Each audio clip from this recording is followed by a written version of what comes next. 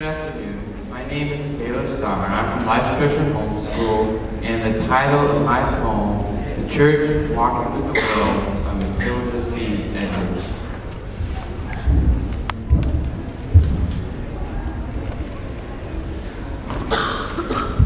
The church, walking with the world. The church and the world are far apart on the changing shores of time. The world singing a giddy song, and the church a hymn sublime. Come, give me your hand, said the merry world, and walk with me this way. But the good church hid her snowy hands and solemnly answered, Nay, I will not give you my hand at all, and I will not walk with you. Your way is the way that leads to death. Your words are all true. Nay, walk with me but a little space, the world with a kindly air.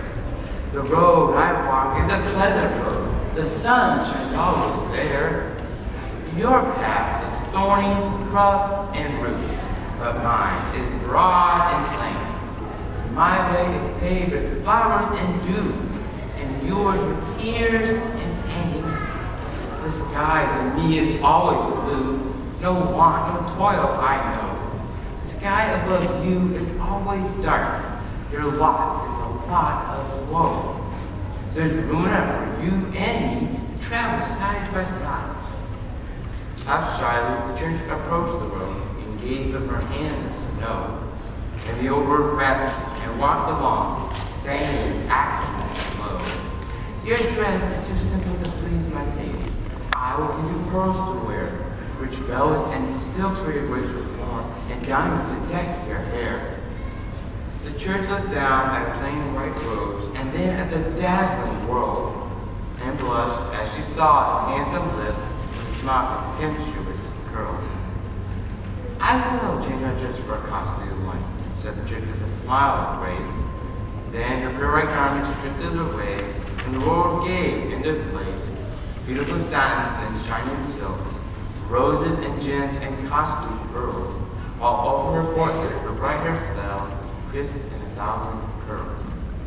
Your house is too plain, said the proud little world. I'll build you one like mine, with walls of marble and towers of gold and furniture ever so fine. So he built her a costly and beautiful house. Most splendid it was to behold. Her sons and her beautiful daughters dwelt there, gleaming in purple and gold.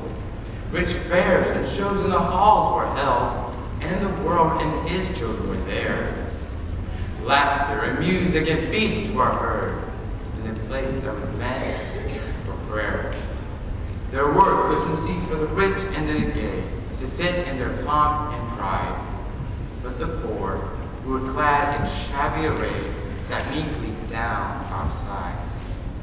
You give too much to the poor, said the world, far more than you ought to do. If they are in need of shelter and food, why need it trouble you? Go, take your money and buy their clothes, buy horses and carriages fine, buy pearls and jewels and dainty foods, buy the rarest and costliest wine.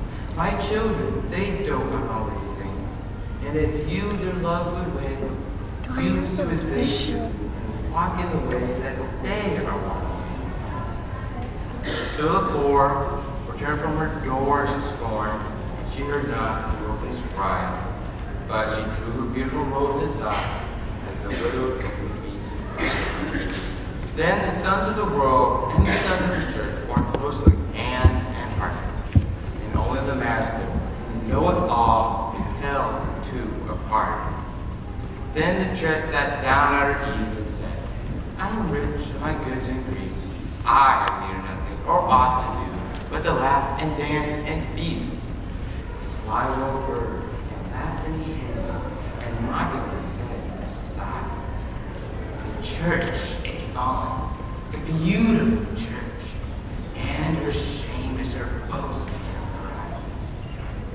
The angel drew near to the mercy seat and whispered inside her knee, and the loud anthems of rapture were hushed, and heads were covered with shame. And a voice was heard at last by the church, from him who sat on the throne. I know thy works, and how do I say, poor and blind, and wretched before my face. Therefore from my presence cast I thee out, and blot thy name from its place.